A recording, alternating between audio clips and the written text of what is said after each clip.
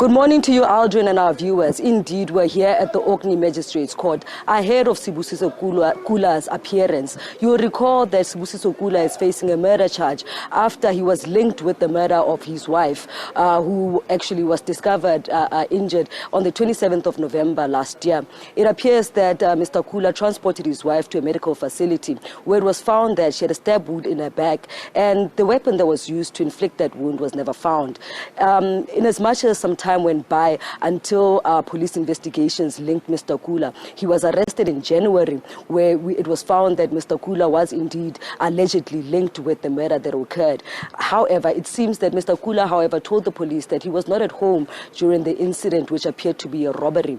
We understand that, this appearance today comes just a couple of weeks after Mr. Kula was granted bail by the Northwest High Court. I'm just going to request my colleague Sello Mogopa there just to try give you a shot of Mr. Kula, who's just recently arrived in court. We attempted to speak to him a bit earlier, but he actually selected not to speak to us, given that he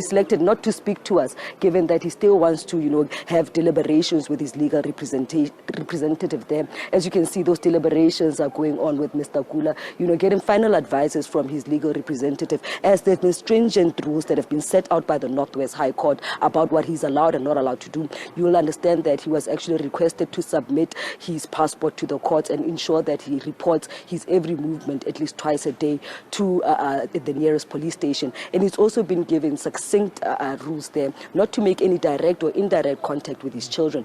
But just to get a bit more context about this battle or this legal case that the NPA is preparing, we're going to speak to the provincial spokesperson, Mr. Henry. Mr. Henry, just explain to us there, has the NPA still have its ducks in a row, given that Mr. Kula has received bail from the High Court, while this year court, actually denied him bail?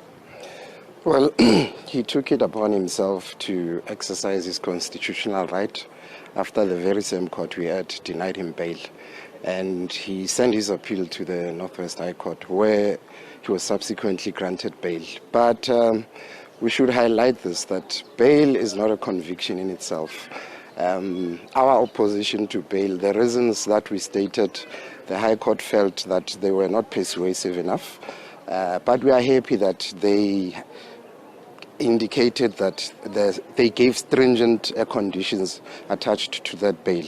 But moving forward, our focus is really on the completion of the investigations into this matter.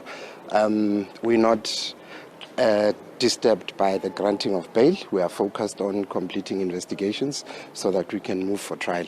Secondly, we also awaiting the decision of the Director of Public Prosecutions in the Northwest to transfer this matter to a higher court, owing to its serious nature.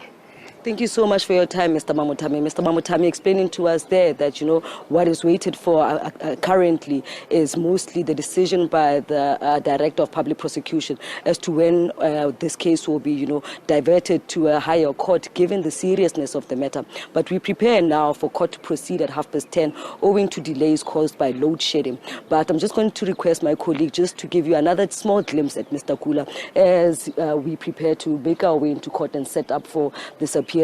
You'll understand that Mr. Kula then has been expected to actually ensure that he follows all the stringent rules that have been set out by the Northwest High Court. And we anticipate that perhaps the sitting today will not be a lengthy one, as a decision on whether this matter will be sitting at the Northwest High Court will be heard today.